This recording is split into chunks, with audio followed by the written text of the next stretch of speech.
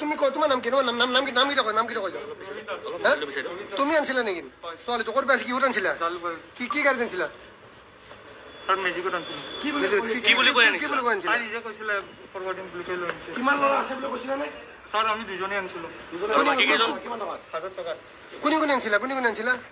পিছত কি গোটেই কেজন কেতিয়া আহিল মানে এতে আগৰবাৰ বহি থাকে জায়গা পুছদত কি হৈছিল মাছত কি হৈছিল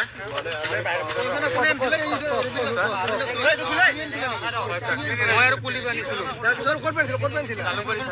তাৰপিছত কি মুদ্ৰা আনিছিল আমি কৰবাত নিজে কৰিম বুলি কৈ আছিল এই ভাস্কৰ ভিডিও কোনে কৰিছিলে ভিডিও স্যাৰ টিংকু আৰু কি বুলি কয় কৃষ্ণ ফেসবুকত দিছিলা কোনে দিছিলে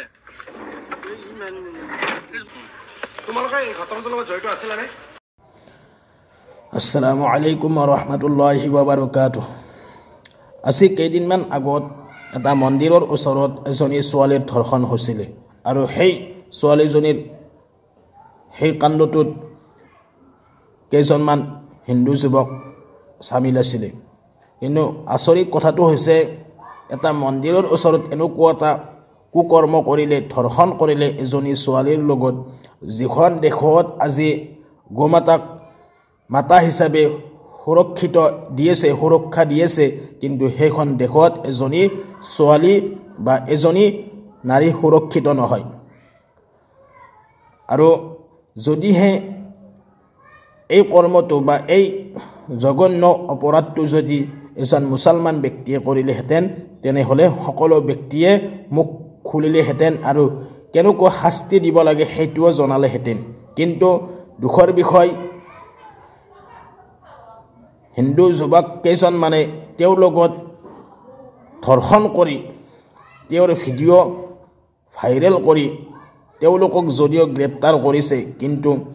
বহুত ব্যক্তিয়ে নিমাত হৈ আছে কোনো মাত মাতা নাই আজি চৰকাৰেও মন্ত্ৰী এমএলএ সকল মাত মাতা নাই আৰু মই বিশেষকৈ ক'বলৈ বিচাৰোঁ যিজন অসমত নিজকে হিন্দুত্ববাদী বুলি দেখুৱাব বিচাৰে সত্যৰঞ্জন বৰাই আৰু সেই সত্যৰঞ্জন বৰাক মই ক'বলৈ বিচাৰোঁ তেওঁ সকলো সময়তে মুছলমানক কুমন্তব্য কৰি আহিছে মুছলমান সকলক অপৰাধ বুলি তেওঁ কিছু মন্তব্য দাঙি ধৰে কিন্তু তেওঁক মই এই ভিডিঅ'টোৰ দ্বাৰা তেওঁক ক'বলৈ বিচাৰোঁ আপুনি যে মুছলমানক বেয়া মন্তব্য কৰে নিজৰ ধৰ্মটোক নিজৰ ধৰ্মৰ মানুহে কিছুমানে এনেকুৱা কৰ্ম কৰি আছে তেওঁলোকক কিয় ঠিক কৰিব নোৱাৰে আপুনি এইবিলাক কথাত কিয় মাত নামাতে অকল মুছলমানে কি অপৰাধ কৰে হিন্দু মানুহে কি অপৰাধ নকৰে আমি সকলো সময়তে দেখি আহিছোঁ যেতিয়া মুছলমান ব্যক্তিয়ে কিবা এটা অপৰাধ কৰে কিবা এটা কাম কৰে তেনেহ'লে সেই বস্তুটো ভাইৰেল হৈ পৰে যদি কোনোবা হিন্দু ব্যক্তিয়ে কাম কৰে তেতিয়াহ'লে সকলো ব্যক্তিয়ে নিমাত হৈ থাকে চৰকাৰে হওক বা ডাঙৰ ডাঙৰ মানুহসকল হওক বা যিবিলাক ভিডিঅ' বনায় ইউটিউবাৰবিলাকো নিমাত হৈ থাকে বহুতে দুই এজন ব্যক্তিয়ে মাত দিয়ে এনে ক্ষেত্ৰত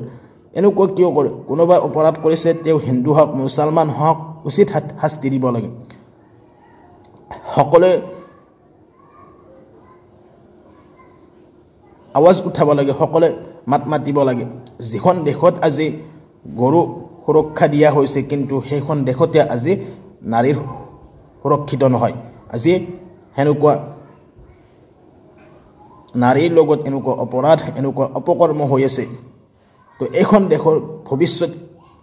কেনেকৈ ভাল হ'ব সেয়েহে সত্যৰঞ্জন বৰাক মই ক'বলৈ বিচাৰোঁ এনেকুৱা যে আপোনালোকৰ মানুহে যে কেনেকুৱা কৰ্ম কৰি আছে আপোনালোকে সেইবোৰতো এবাৰ চকু দিয়া উচিত অকল বেলেগ ধৰ্মৰ ওপৰত চকু দিলে নিজৰ ঘৰখন বা নিজৰ ধৰ্মটো ঠিক হৈ নাযাব প্ৰথমতে নিজৰ ধৰ্ম বা নিজৰ ঘৰখন ঠিক কৰক পিছত আনৰ ধৰ্মৰ ওপৰত বেয়া মন্তব্য দাঙি ধৰিব সেয়েহে মই আপোনালোকৰ ওচৰত এই ভিডিঅ'টো দেখুৱাব বিচাৰোঁ আৰু লগতে মই সকলোকে পুলিচ প্ৰশাসন হওক বা মন্ত্ৰী এমএলএ বা আমাৰ যি চৰকাৰ চলি আছে বৰ্তমান তেওঁলোকক মই ক'বলৈ বিচাৰোঁ যিসকল ব্যক্তিয়ে এনেকুৱা অপৰাধ কৰে এনেকুৱা জঘন্য কৰ্ম কৰে তেওঁলোকক উচিত শাস্তি দিয়া উচিত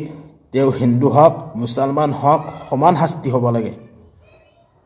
কোনো ব্যক্তিয়ে ধৰ্ম চাই অপৰাধ নকৰে মুছলমান ব্যক্তিও অপৰাধ কৰে হিন্দু মানুহসকলেও অপৰাধ কৰে সেয়েহে সকলো ব্যক্তিকে সমান চকুৰে চাই উচিত শাস্তি দিব লাগে এইটোৱে আমি আহ্বান জনাওঁ আৰু সকলো মুছলমান সমাজক মই অনুৰোধ জনাইছোঁ আপোনালোকে এনেকুৱা অপৰাধৰ পৰাই বাচিবলৈ চেষ্টা কৰিব এনেকুৱা জঘন্য কৰ্মৰ পৰাই সকলো সময়তে দূৰত থাকিব কিবা এটা কৰ্ম কৰাৰ আগত এশবাৰ ভাবিব যে মই যে এই কৰ্মটো কৰি আছোঁ মই যে এই কামটো কৰি আছোঁ যে মোৰ বাবে দেশখনৰ কিবা ক্ষতি হৈছে নেকি বা মোৰ কাৰণে মোৰ সমাজখনৰ কিবা ক্ষতি হৈছে নেকি মোৰ কাৰণে মই যে এই কৰ্মটো কৰি আছোঁ মোৰ ঘৰখন কিবা ক্ষতি হৈছে নেকি এনেকুৱা ভাবিব তেতিয়াহে এইবিলাকৰ পৰাই আমি বাচিব পাৰিম সেয়েহে সকলো ব্যক্তিয়ে যাতে এনেকুৱা ধৰ্ষণৰ পৰাই জঘন্য অপৰাধৰ পৰাই যিমানবোৰ অপৰাধ আছে সকলো অপৰাধৰ পৰাই যাতে আমি মুছলমান সকলে খাস কৰি মুছলমান সকলে যাতে আমি সকলে বাঁচাৰ কাৰণে চেষ্টা কৰোঁ ইনশাআল্লাহ